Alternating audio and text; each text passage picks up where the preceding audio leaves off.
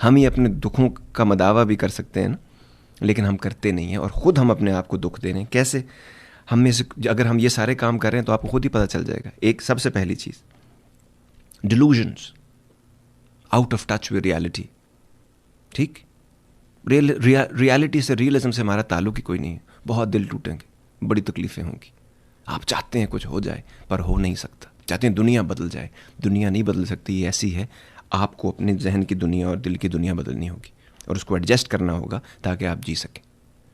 फिर delusions of ग्रैंडयोर, कि मेरे लिए सब कुछ हो जाए, I should be the king of the world, दुनिया सारी मेरे इर्द गिर्द चले। ऐसा कुछ नहीं है। इंसान की इतनी ज़्यादा औकात नहीं है कि दुनिया उसके हिसाब से या उसकी मर्ज़ी पे चले। वो एक छोटी सी दुनिया बना सकता है जहाँ उसकी चल सकती है थोड़ी बहुत। उसके लिए एनवायरनमेंट क्रिएट करना होगा। नहीं कर सकते, दुखी रहेंगे। उसके बाद प्रोक्रेस्टिनेशन, आज का काम कल पे छोड़ने वाला आदमी, खुशी का टाइम ही नहीं है उसके पास। वो बिल्स देने में और आज का काम कल पे छोड़ने की वजह से उसको इतना पाइल अप हुआ है चीज़ें कि उसका दिमाग सिर्फ उन परेशानियों के बारे में ही सोचता रहता है। उसके बाद एक्सपेक्टेशंस, दूसरों से हमें इतनी एक्सपेक्टेशंस हैं, हमें लगता है कि हम डिज़र्व करते हैं कि दुनिया हमें कुछ चीज़ें सर्व करे, यूनिवर्स, रब हमें कुछ दे क्योंकि हम डिज़र्व करते हैं। कुछ नहीं डिज़र्व करते हम जो भी हमारे लिए कुछ कर रहे हैं, रब ने दिया, उसने एहसान किया हम पर। मेरा भाई बहन माँ बाप ने जो किया, उनका एहसान है मुझ पर। मेरे दोस्त, आप लोग, रेडियो, ये टीवी, ये सब कुछ, जो कुछ आप लोग करते हैं, अपना वक्त निकालते हैं, एहसान है मुझ पर। मैं कोशिश करके जहाँ मुझसे हो सका मैं उसको उतारने की कोशिश करता हूँ, ह्यूमनली जितना पॉसिबल। सो मैं कुछ डिज़र्व नहीं करता। मुझे रब ने मेरी औकात से 1000 गुना ज़्यादा दिया है और मैं उससे इंसाफ नहीं चाहता क्योंकि लेने के देने पड़ जाएंगे मुझको। ठीक। उसके बाद मटीरियलिस्टिक अप्रोच टू लाइफ, पैसा, ब्रांड्स, चीज़ें। अच्छे ब्रांड को पहनना बुरी बात नहीं, अच्छी से अच्छी चीज़ पहनना कोई बुरी बात नहीं, आप अफोर्ड कर सकते। लेकिन उनके पीछे पागल हो जाना, उसी को ब्रांड ही बनाकर उन्हीं के बारे में सोचते रहना और वही ज़िंदगी का मकसद बना लेने के बाद होगा क्या? जो लोग एसेट्स और लायबिलिटी समझते हैं ना, इकोनॉमिक्स समझते हैं, वो सिंपल आपको बात बताएंगे। हर मटेरियल चीज़ की डिप्रिसिएशन होती है, वक्त के साथ साथ उसकी कीमत कम होती है। बही खाते में भी, किताब में के अंदर भी उसकी वैल्यू कम होती जाती है, वो डी वैल्यू होती जाती हैं। ठीक, इन चीज़ों को समझना ज़रूरी है। इन चीज़ों की वर्थ है लेकिन वैल्यू नहीं है। वैल्यू है इंसान की, वैल्यू है एहसास की, वैल्यू है उस अच्छे वक्त की जो आपने गुजारा, वैल्यू है उन यादों की जो हमारे जहन में है, जो मरते दम तक हमें कंफर्ट देती रहेंगी। वो हमारे पास कम पड़ती जा रही हैं। और पैसा, गाड़ियाँ, घर, सब कुछ होता है। किसके पास नहीं है भाई? सबके पास हो जाता है एक वक्त के बाद। ठीक। उसके बाद एक और पॉइंट है, not living our own life. जब आप अपनी ज़िंदगी नहीं जी रहे, इसका मतलब आप किसी और की ज़िंदगी जी रहे हैं, किसी माशरे की ज़िंदगी जी रहे हैं, किसी और मेंटल कंडीशनिंग की ज़िंदगी जी रहे हैं। आप अपने आप को एक्सेप्ट नहीं कर रहे कि आप कौन है, आपके अंदर कौन सा टैलेंट है, तो खुशी कैसे आएगी? आपका प्रोफेशन आपका पैशन ही नहीं है। सबसे बेहतरीन कॉम्बिनेशन है, if your passion is your profession और if your profession is your passion, उसमें आपको फटीग भी नहीं होंगे, आप मज़ा भी आएगा, काम भी करेंगे, रोज़ी रोटी भी चलती रहेगी और उसमें आप एक्सेलेंस तक पहुंच सकते हैं और दुनिया फिर आपकी तरह बनने की कोशिश कर रही होती। लेकिन हम लोग रोटी, कपड़ा, मकान और दूसरों को खुश करने के चक्कर में, एक वक्त आता है तो शादी कर लें, एक वक्त आता है तो बच्चे कर लें, एक वक्त आता है तो मॉर्गेज दे दें, एक वक्त आता है तो, ये वक्त आपने सेट करना है। ये दुनिया के हिसाब से नहीं चला जा सकता। दुनिया के साथ कभी कोई नहीं चल पाया भाई। ये दुनिया का अजीब एक रफ्तार है। ठीक, तो इसमें आपने खुद अपने आप को एडजस्ट करना है। आप कितना प्रेशर ले सकते हैं, कितनी रिस्पॉन्सिबिलिटी ले सकते हैं। अगर हम, एक और चीज़ जो हमें दुखी करती है, अगर हमने रिस्पॉन्सिबिलिटी ज़्यादा उठा ली है अपने कंधों पर खुद से, रब तो कहता है ना, अक्ल दी, समझ दी। आप नए नए जिम गए और आप चाहते हैं कि आप 70 kg का डंबल्स उठा के शुरू हो जाएं, कुछ तो टूटेगा, पॉसिबल नहीं है। आहिस्ता आहिस्ता बिल्ड करेंगे अपनी स्ट्रेंथ, मसल्स, और उसके बाद आप शायद उठा लें। ये भी अगर आप डायरेक्ट करना चाहते हैं तो उसमें भी दुख होता रहेगा ज़िंदगी का। उसके अलावा वेस्टेज ऑफ इमोशनल एनर्जी। अगर हम अपनी इमोशनल एनर्जी, क्योंकि हम लोग बहुत इमोशनली चार्ज्ड हैं, क्योंकि लॉजिक बहुत कम है ज़िंदगी में, हालांकि इमोशंस का ज़िंदगी में सिर्फ इतना हिस्सा है जितना खाने में नमक का है। उसके बग़ैर खाना अच्छे से अच्छा बना हो, खूबसूरत लग रहा हो, उसका कोई टेस्ट नहीं है। कितना खा पाएंगे आप? उसको ज़्यादा डाल दोगे तो फिर कितना खा लेंगे आप, जितना अच्छा लग रहा हो आपको। तो वे इमोशन को नमक के तौर पे इस्तेमाल करना है, जिसके बगैर मज़ा नहीं है इंसान होने का या किसी इस दुनिया खाने का, लेकिन ज़्यादा नहीं करना है क्योंकि फिर खाने के काबिल नहीं रहेगा। ये जब हमारे कंट्रोल में बैलेंस नहीं है तो ये भी हमें तकलीफ़ देता है। उसके अलावा लेग पुलिंग, हम में से जो आदमी भी किसी आदमी के टैलेंट को जानते हुए उसकी टांग खींच रहा है, वो रब के कानून के ख़िलाफ़ है। उसको रब की जब लाठी लगेगी तो उसको समझ नहीं आनी कि वो कहाँ, क्योंकि वो कानून कुदरत को रोक रहा है। रब ने जिसके लिए जो रखा है, जिसको जो गिफ्ट दिया है, उसको नीचे नहीं करना आपने, उसके बारे में बुरा नहीं सोचना।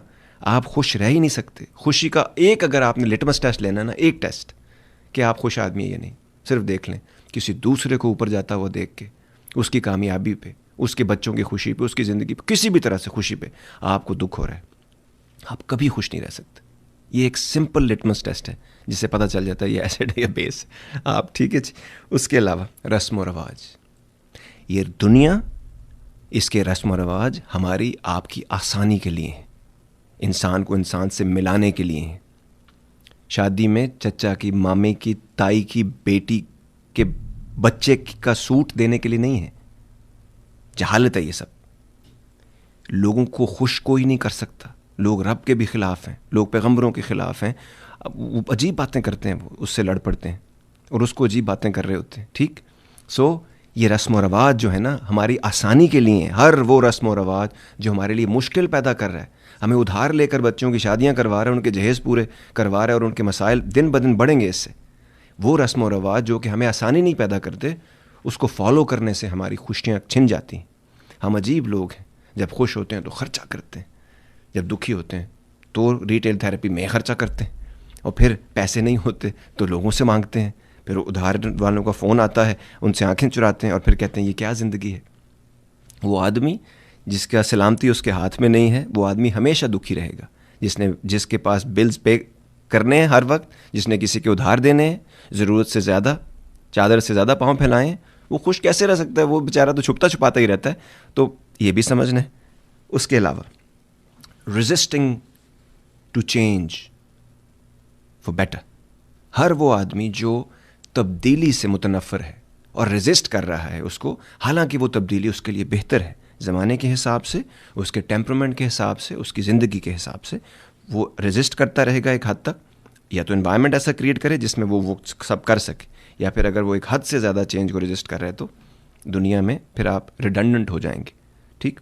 उसके अलावा अपने आप को जो भी आप डिफरेंट हैं, आप बाकी लोगों से, हर आदमी डिफरेंट है, इस चीज़ को ना एक्सेप्ट करना और लोगों की तरह चलते रहने में भी काफ़ी दुख है हमारे लिए। उसके अलावा लैक ऑफ नॉलेज, इल्म का कम हासिल करना, अपने बारे में, अपनी ज़ात के बारे में, अपनी अच्छाई बुराई के बारे में, दुनिया के बारे में, रब के बारे में इल्म ना हासिल करना, ये भी एक और बहुत बड़ी रीज़न है खुश ना रह सकने की।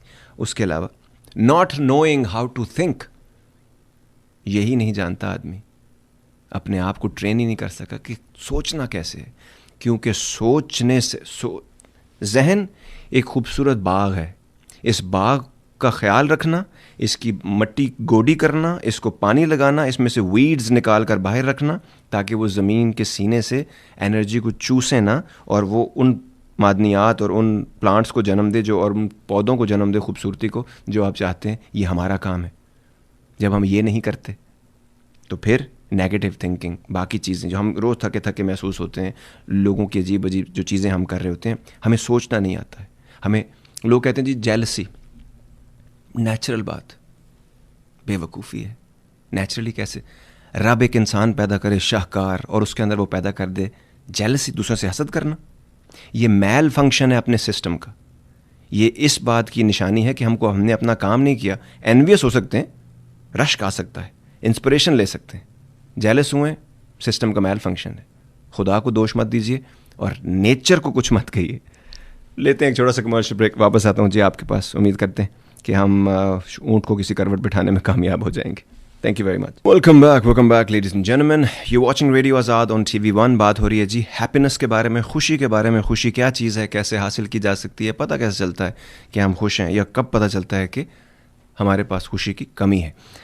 हम बात कर रहे थे कौन सी ऐसी चीज़ें जो हमें वो जो खुशी जो हमारा हक है उससे हमें दूर रख रही हैं। उसमें से कुछ पॉइंट्स थे, तो मैंने कहा वो पॉइंट्स अपने पहले कंप्लीट कर लेते हैं। एक और चीज़, लोटस। समझ, जब आप एक्सरसाइज में बैठे होते हैं ना, तो आपका जो बेस होती है ना, वो सारी चीज़ को बैलेंस करती है। हर वो आदमी जो ये सोचता है कि कोई दूसरा उसको खुश करेगा, कोई महबूब, बीवी, बच्चा, शौहर, ये जो लिविंग वाइकैरियसली का काम है ना, कि दूसरा कोई खुश करेगा आपको, ये दूसरे का काम नहीं है। ये बूटा अपने अंदर आपने खुद लगाना है, इसको खुद फिगर आउट करना है। ये आपकी रिस्पॉन्सिबिलिटी है, आपकी खुशी पे आपका हक है, लेकिन उसको पैदा करना, पनपना, उसका फल खाना, ये आपका काम है। और बाकियों को बांटना, ये आपका काम है, ये इंसान का काम होता है। ठीक, जो दूसरों पे रहना कि वो मुझे खुश करेंगे, ये उनकी रिस्पॉन्सिबिलिटी नहीं है। आपने खुद को खुश करना है, दूसरे खुद ब खुद आपके साथ खुश रहेंगे और आपको खुश भी कर देंगे। ठीक, उसके अलावा कुछ लोग, हम लोग अपना मेडिकल चेकअप नहीं कराते हैं। हो सकता है केमिकल, कुछ लोग होते हैं हमेशा से डिप्रेस, हमेशा से एंक्शस हैं, बहुत सारे एनर्जी के मसाइल हैं, बहुत सारी चीज़ें हैं उनको, वो चेकअप कराने में कोई हर्ज नहीं है। हो सकता है कि कोई केमिकल इम्बैलेंस, डोपामीन, सेरोटोनिन, ये चीज़ें हैं जो इसकी अगर मिकदार ऊपर नीचे हो तो इससे भी फ़र्क पड़ सकता है। एक सिंपल सी चीज़, आयोडीन की कमी हो सकती है जी, हर वक्त मुरझाए रहने में, हर वक्त लेथार्जिक रहने में और बहुत सारी चीज़ों में। मैं फिगर आउट करता हूँ ये सारी चीज़ें, आप भी अपने लिए कीजिएगा क्योंकि ये आपका हक है। उसके अलावा अगर हम में से कोई भी इंसान वो चीज़ मांगता है जो उसकी नहीं है, चाहे वो इंसान है जिससे वो मोहब्बत करता है या उसकी दोस्ती या उनका साथ चाहता है, तो भी आप समझ लें कि ये परमानेंट दुख है आपका। जो आपका है वो आपके लिए है और होगा, और जो नहीं है वो नहीं हो सकता। इसको समझना बहुत ज़रूरी है, क्योंकि इसमें क्यों ऐसा नहीं है, क्योंकि इसमें दूसरे की फ्री विल शामिल है, दूसरे की मर्ज़ी शामिल है, उसकी प्रायोरिटीज़ शामिल हैं। वो बहुत इंपॉर्टेंट रोल है उसका इस दुनिया के अंदर, जैसे आपका अपनी दुनिया के अंदर है। एक और चीज़ जो बहुत ज़रूरी है, जिसकी हमें एहसास नहीं है, वो है बेसिक नीड्स। अगर हमारी बेसिक नेसेसिटीज़ ऑफ लाइफ जो हैं वो हमारे इख्तियार में नहीं, क्या है, कुछ 4-5 चीज़ें इसके बगैर आदमी नहीं रह सकता। हमें सिर्फ लोगों ने रोटी कपड़ा मकान बता दिया, क्योंकि ये फिल्म का नाम भी है और ये भुट्टो साहब का नारा भी था और ये कभी लोगों को मिला नहीं। ठीक, सबसे पहली चीज़ जो ज़रूरी है, इसके बगैर नहीं रह सकते, हवा, फिर पानी, फिर अब आते हैं असल बात की तरफ, खाना, जैसे रोटी कहते हैं, तन ढांपने के लिए कपड़े, और सर ढांपने के लिए छत कह लें। चाहे वो एब्राहम मैस्लो की जो थ्योरी थी ना, हायरार्की वाली, उसको भी आप देख लें, वो ज़्यादातर यही बातें करते हैं। उसके बाद सेल्फ एक्चुअलाइजेशन, सेल्फ रिकग्निशन की बात होती। इसके अलावा ये 3 चीज़ें कर लें, रोटी कपड़ा मकान हो गया। अब असल बात की तरफ आते हैं, जिसका किसी को नहीं पता, एक्सरसाइज। चिकनी मट्टी अगर पड़ी रहेगी तो पत्थर बन जाएगी। इसको कारामद करने के लिए रूह जो इसके अंदर है वो सवार है हमारे जिस्म का, जिस्म को मजबूत करना हमारी रिस्पॉन्सिबिलिटी है। रब ने मुझे ये बीमारी क्यों लगा दी, गलत है, हमने ख्याल नहीं रखा है। बहुत कम अंदर सेल बिगड़ने से बड़ी चीज़ें होती हैं, लेकिन बहुत सारी चीज़ें हमारे खाने पीने, हमें अपने बारे में क्योंकि पता ही नहीं है ना, कि खाना क्या है, जीना कैसे है, क्या चीज़ें हमारे लिए अच्छी हैं, क्या चीज़ें नहीं अच्छी, फैमिली हेरिडिटरी हमारे साथ क्या है, चीज़ें जो हमें नहीं करनी है, वो जानना बहुत ज़रूरी है। उसके बाद exercise, no question about it, basic need है ये मेरे ख्याल से। और आखिरी चीज़ फिज़िकल इंटिमेसी, जिसको हमारे लोगों ने अजीब सी एक चीज़ बना दी है, जिसमें अगर आप पढ़ें हदीसों में हुज़ूर पाक ने उसके बारे में बात की है। मेरा एक दोस्त था, वो कहा करता था, सर जी लोगों के माथे पे लिखा होता है lack of good food and lack of good physical intimacy. इंसान की जितना रोज़ी ज़रूरी है ना, रोज़ी रोटी, उसी तरह इंसान के लिए ज़रूरी है फ़िज़िकल इंटिमेसी। इंसान बना है इस चीज़ के लिए, और ये अगर सही तरीके से ना हासिल की जाए और सही तरीके पे ना इसको यूटिलाइज़ किया जाए, तो उसके बहुत सारे नुकसानात हैं, फिज़िकली भी और साइकोलॉजिकली भी। लेकिन एक बात याद रखनी है, खुश माहौल में खुशी के साथ की जाने वाली चीज़ों का नतीजा खुशी जन्म लेगी, लेकिन ऑब्लिगेशन में, मजबूरी में, दिल बुरा करके बुरी तरह से किया जाने वाला काम बुराई को जन्म लेगा, दुख को, तकलीफ़ों को जन्म देगा। एक चीज़ जो बहुत ज़रूरी है हमारे लिए, अगर ज़िंदगी में हमारा एम हमें समझ नहीं आ रहा ना, तो एक अल्टीमेट एम है कि खुश रहना है। अगर हम इसके ऊपर भी काम कर लें तो मेरा ख्याल है ज़िंदगी बहुत अच्छी गुजर सकती है और हमें बहुत सारी चीज़ों की समझ भी आ सकती है। इसमें रब की भी समझ आ जाएगी, उसके साथ अपने आप को अलाइन करना भी आ जाएगा, और इसके साथ जो चीज़ें हमारे इख्तियार में हैं वो भी समझ आ जाएंगी, और हम खुश रह पाएंगे ज़िंदगी में। ठीक, हम में से बहुत सारे लोगों को ख्वाहिश होती है कि वो सेंटर ऑफ अटेंशन रहें, ठीक, कि दुनिया उनको माने, चाहे, उनसे प्यार करे, इज़्ज़त करे। उसका एक छोटा सा फार्मूला है, ये हो सकता है।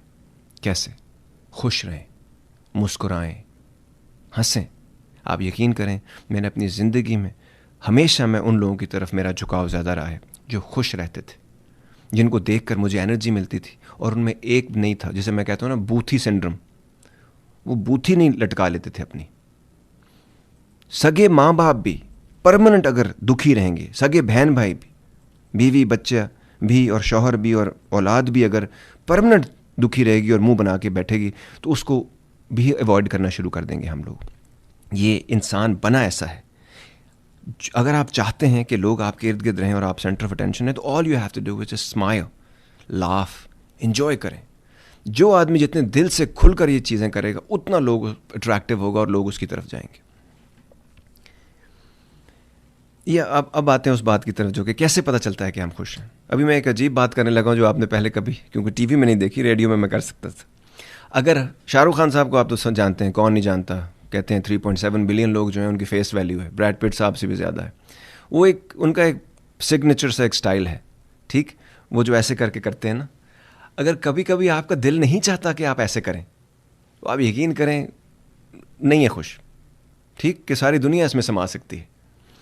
इसी तरह अगर आप कभी कभी दिल नहीं चाहता ना कि ट्विस्ट करें, हल्का फुल्का गुनगुनाने शुरू हो जाएंगे, हल्के फुल्के डांस के स्टेप कर लें आप अकेले में, तो फिर भी हम खुश नहीं हैं।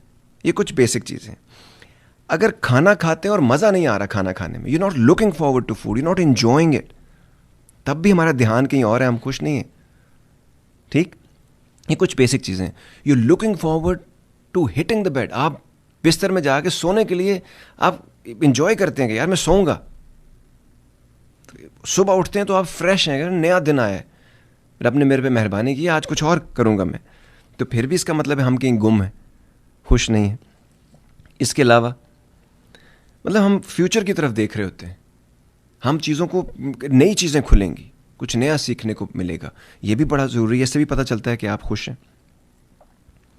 फिर दूसरा कोई बंदा जो है ना, वो कुछ अकम्पलिशमेंट्स कर रहा है या वो खुश है, तो आप उसकी खुशी में खुश हैं। एक और बात, अगर कोई बंदा दुखी है और तकलीफ़ में, उसकी आंखों से आंसू आ रहे हैं, वो आपके करीब भी है और नहीं भी करीब, तो आपको रोना नहीं आ रहा, तो भी आप खुश मेरे ख्याल से नहीं है, वो कनेक्टेड नहीं है ना हम अपने साथ। उसके अलावा अगर आप एक बैलेंस नहीं अचीव कर रहे ज़िंदगी में, बहुत दुखी रहते हैं फिर बहुत खुश हो जाते हैं, और बीच का कोई आपका हिसाब किताब नहीं है, तो फिर भी वो चीज़ें मुझे लगता है कि कहीं ना कहीं कोई डिस्कनेक्ट है, वो हम शायद खुश नहीं हैं। ठीक, किसी का टैलेंट देख के अगर हमें घबराहट होती है और हमें लगता है कि वो हमसे आगे निकल जाएगा या ऊपर चला जाएगा, तो भी हम खुश नहीं हैं, क्योंकि इसको समझना और इसको जानना बहुत ज़रूरी है। उसके अलावा अगर आप हल्के फुल्के नहीं फील करते, एक्टिंग में हमें सिखाया जाता है कि अगर आप जो रोल को अपने अंदर कंज्यूम कर लेते हैं, आप रिहर्सल कर लेते हैं, सब कुछ कर लेते हैं, उसके बाद सिर्फ आपने अपने आप को हल्का रखना होता है, रिदम में आना होता है, रिलैक्स करना होता है, ताकि आप वो इंस्ट्रूमेंट को बेहतरीन तरीके से चलने के लिए रिलैक्स होने की बहुत ज़रूरत है उसको। तो वो भी अगर नहीं है, तो भी खिंचे हुए हैं हम लोग, खिंचाव बहुत ज़्यादा है, घबराहट है, तो भी आप ठीक तरह से परफॉर्म नहीं कर सकते। ज़िंदगी भी एक परफॉर्मेंस है, और इसकी एक्सपीरियंस से आपको जो है वो एक परफॉर्मेंस निकलती है। ठीक, अगर आपके चेहरे पे एक अजीब सी चमक नहीं आती, ठीक, अगर आप की तरफ जब आप बोलते हैं तो लोग सुन नहीं रहे आपको, अगर आप एक एनवायरनमेंट में जाते हैं और लोग आपसे खिंचे चले जा रहे हैं और आपकी तरफ नहीं आ रहे, तो इसका मतलब है फिर भी हम खुश नहीं, क्योंकि खुशी ऐसी है जो पकड़ लेती है, दुख इतनी जल्दी नहीं पकड़ता जितनी जल्दी खुशी लोगों की आपको अपने साथ पकड़ लेती है, क्योंकि दिल चाहता है इंसान का कि खुश रहे। ठीक, तो ये कुछ ऐसी छोटी छोटी सी बातें। अगर आपका किसी से पर्सनल क्लैश है, अगर आप किसी से नफरत करने लग गए हैं, तो खुश आदमी पर्सनल क्लैश नहीं रखता होता, उसका या तो साथ होते हैं आप या उसके अलहदा से आप खिलाफ होते हैं लोग, लेकिन पर्सनल क्लैश नहीं रखते आप। सो ये भी एक बड़ी इंपॉर्टेंट चीज़ है खुश होने के लिए। कुछ और छोटी मोटी चीज़ें हैं जिसके बारे में बात हो सकती है, लेकिन वक्त कम है। हमारे पास भी एक्चुअली वक्त कम है, सिर्फ हमें नहीं पता ना। हम समझते हैं हम यहाँ हज़ारों साल रहेंगे, प्लानिंग भी हमारी है, सामान 100 बरस का और पल की खबर नहीं। अगले जो हमारे शोज़ होंगे वो बताना बहुत ज़रूरी है कि अगले हमारे शोज़ होंगे उन चीज़ों के ऊपर जिसकी वजह से हम खुश नहीं हैं। सबसे बड़ी हमारी बीमारी जो कि इनटेंजिबल, जो हमें नज़र नहीं आती, इसलिए मैं मानता हूँ, जहालत और मुनाफकत, हिपोक्रेसी, इग्नोरेंस, ये हमारी खुशी की दुश्मन है। ठीक है, हमें पता नहीं चलता कभी कभी, लेकिन एक चीज़ है जो हमें बिल्कुल क्लियर कट पता होता है, वो हमारी खुशी की सबसे बड़ी दुश्मन है, सिर्फ हमें नहीं मालूम, और वो है झूठ, लाइंग। अगला हमारा शो है हम झूठ क्यों बोलते हैं, ये क्रिएट कैसे हुआ झूठ, एनवायरनमेंट ऐसे कैसे बन जाता है। ठीक, लेकिन उससे पहले हमें एक शो खुशी के ऊपर और करना पड़ेगा, क्योंकि इसके ऊपर आज हमने जितनी बातें की हैं, ये हक है हम तमाम लोगों को कि हम इस तक फिगर आउट कर सकें, और हो सकता है अगर कोई दिमाग की गुत्थियाँ जो है ना हमारी सुलझ जाएं। असल में हम लोग जो कर रहे हैं उसमें थोड़े से प्रॉब्लम ये है कि हम लोग अपने शॉर्ट लिव्ड खुशी के लिए लॉन्ग टर्म की खुशी को बेच रहे हैं हम। कॉफ़ी जो बंदा एंजॉय करता है ना, वो इंस्टेंट कॉफ़ी में वो मज़ा नहीं आता जो कॉफ़ी सुकून से बनाकर पीने में और असल कॉफ़ी पीने में। हम लोगों ने अपने उसूलों को, अकीदतों को, मोहब्बतों को, दोस्तियों को, रिश्तों को बेच दिया है, इसलिए हम खुश नहीं हो पा रहे। हमें पता है जब हमें किसी चीज़ की ज़रूरत होगी नहीं होगा कोई। हमें पता है जब हम रोना चाहते हैं या हम किसी से डिस्कस करना चाहते हैं तो कोई हमारे नहीं सुन रहा, सुन भी रहा है तो सरसरी सी बात कर रहा है, उसका दिल कनेक्टेड नहीं है हमसे, इसीलिए हम खुश नहीं। अगर हमें ये भी पता चल जाए ना कि कोई है हमारी ज़िंदगी में, वो नहीं है the one who can put things into perspective for us, तो भी हम खुश नहीं हो पा रहे। ऐसी एक नज़म में एक चीज़ आप महसूस करेंगे, एक नज़म आपके साथ शेयर करते हैं और फिर आपसे इजाज़त चाहते हैं। मिलते हैं अगले शो में, खुशी से रिलेटेड है वो भी। ठीक। मेरी शोहरत मेरा डंका मेरे एजाज़ का सुनकर, मेरी शोहरत मेरा डंका मेरे एजाज़ का सुनकर, कभी ये ना समझ लेना कि मैं चोटी का लिखारी हूं, मैं बिजनेसमैन हूं जानम, मैं छोटा सा व्यापारी हूं।